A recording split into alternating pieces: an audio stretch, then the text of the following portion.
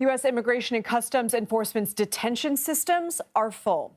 So much so that the agency is releasing some migrant detainees.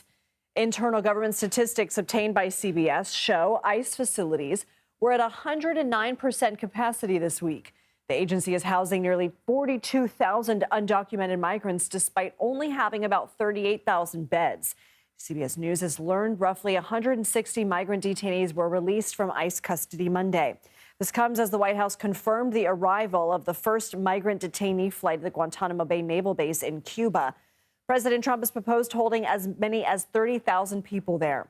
CBS News immigration and politics reporter Camilo Montoya-Galvez joins us now from our Washington, D.C. bureau. So, Camilo, good to see you. Let's start with the ICE releases in the U.S. Are they still the migrant detainees still being monitored, and are there any proposed solutions? Some of them are still being tracked by the agency, fitting them with ankle monitors to track their movements, and they are still facing deportation proceedings, which is really important to underscore, Lindsay, because these are folks who are in the country illegally, but ICE is deciding to, on a case-by-case basis, release them while those proceedings are adjudicated. And this is happening mainly for low-level offenders or people who lack criminal records, people who are determined, Lindsay, to pose a threat to public safety, such as serious criminals, or national security, such as suspected terrorists, are still being held in ICE custody. That is really important to underscore.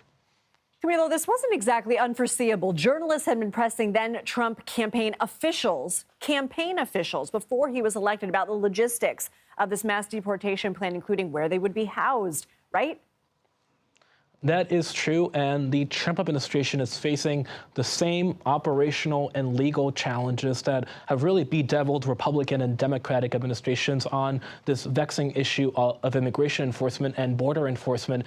We know that, of course, the Biden administration struggled with an unprecedented influx of migrants along the U.S.-Mexico border, and to find space to detain and house them, and also the resources to deport them to their home countries, including nations like Venezuela that to this day are still not allowing deportations from the U.S., though President Trump has announced that the Venezuelan government, Lindsay, is now going to be taking deportation flights from the U.S. And because of the limited bed capacity now that ICE is facing, the agency is trying to enlist the help of other agencies to be able to dramatically expand detention capacity.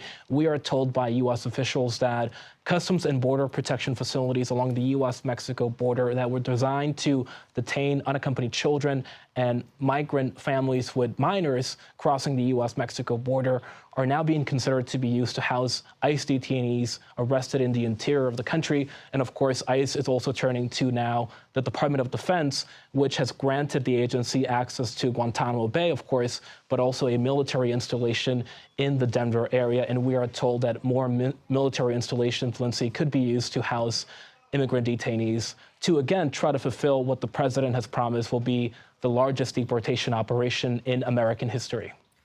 The Trump administration has reached a deal with El Salvador to send migrant detainees and imprisoned citizens to a mega prison there. So first of all, what is the idea of sending imprisoned American citizens there, and what are the conditions like in that facility? Well, I think it's important for us, Lindsay, to try to distinguish between the different arrangements that are being outlined here by the government in El Salvador and the Trump administration.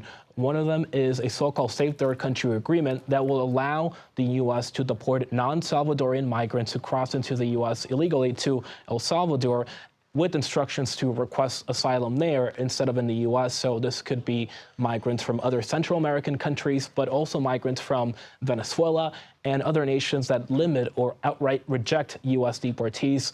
One plan involves the U.S. being able to send Venezuelan gang members, or at least suspected Venezuelan gang members, who are believed to be members of the Tren de Aragua prison gang, to El Salvador, so that country can detain them in their own prisons. The other plan looks to be a law enforcement arrangement not related to immigration necessarily, Lindsay, that would allow El Salvador to house American convicts, such as citizens and legal permanent residents who are undergoing their criminal proceedings in the U.S. and to detain them in El Salvador in their maximum security prisons. And El Salvador apparently would get a monetary fee for housing those American criminal detainees. But again, that would not be necessarily an immigration arrangement. It would be sort of like a extradition treaty and a law enforcement criminal focus arrangement.